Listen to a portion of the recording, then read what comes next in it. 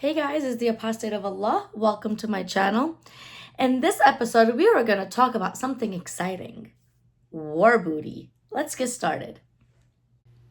Good news, team! All the booty goes to me.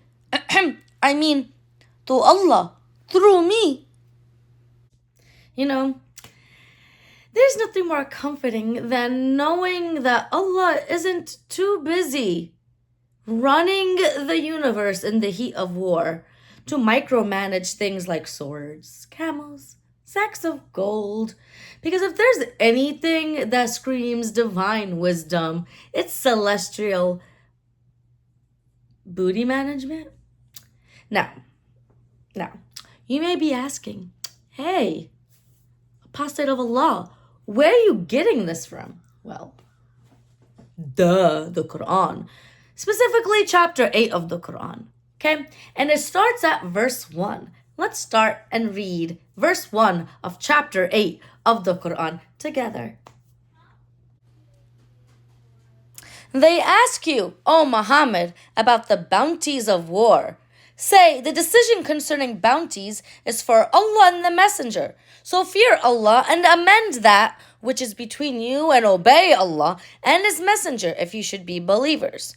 Now, I read that from Sahih International. Let me go and read the Yusuf Ali translation as well. They ask thee concerning things taken as spoils of war. Say, such spoils are at the disposal of Allah and the Messenger. So fear Allah and keep straight the relations between yourselves. Obey Allah and His Messenger if ye do believe. Now why not? Let's go read the Pictal translation together.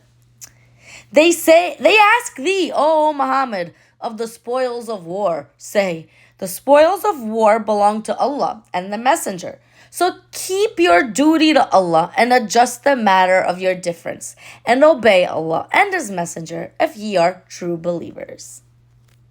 Now, this chapter 8 of the Quran, starts off with a very pertinent theological question.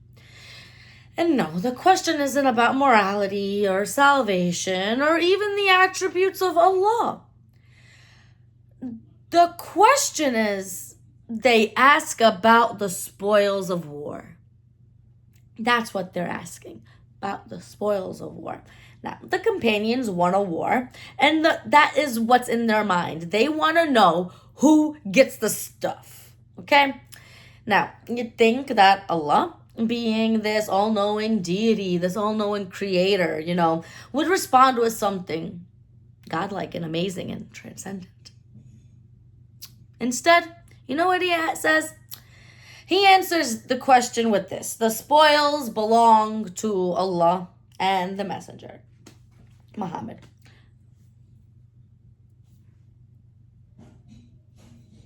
Convenient, right? Convenient. Here's the thing. This is a foundational part of the Quran, okay? This chapter is allegedly preserved in heaven for eternity. And instead of wisdom, we get battlefield bookkeeping. Make it make sense, people. Now, Allah was like, throughout chapter 8, let's take a break from this creator stuff and mediate about who gets camel saddles or something. That's chapter 8 of the Quran. Now, this entire chapter deals with these earthly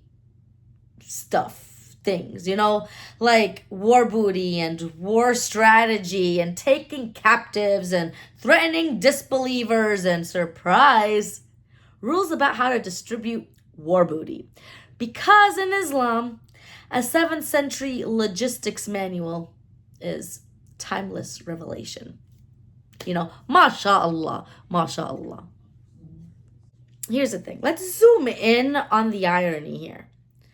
The Quran repeatedly says and makes the claim that it's clear, perfect, and unchanging. Yet in Surah 8, we see clearly Allah responding in real time to silly human squabbles. And here's the thing. He doesn't do so by giving wisdom or like these eternal principles. Instead, he lays out who gets what after a raid. That's what he does. This is what Allah does. Now, if the insanity is if the Bible spent a whole chapter, explaining how Peter and John, okay, fought about how they were going to divide a bag of coins after Jesus fed 5,000, Muslims would laugh at us Christians. They would laugh at us. They would point at that like, what is this? This is in your book? Yeah, here we have this in the Quran, an entire chapter about dividing war booty. And there's no wisdom behind it at all. All right, so then chapter 8 is called Al-Anfal, which means the spoils.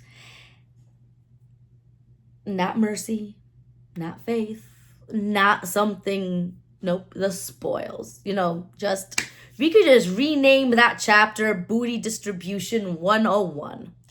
All chapter 8 is a battlefield group chat where Allah says, chill big dogs, the booty is mine and my boy Muhammad got this. This is what chapter 8 is. And somehow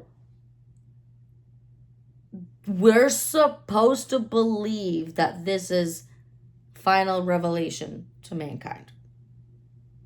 Finally, if Allah is supposed to be creator of all, then why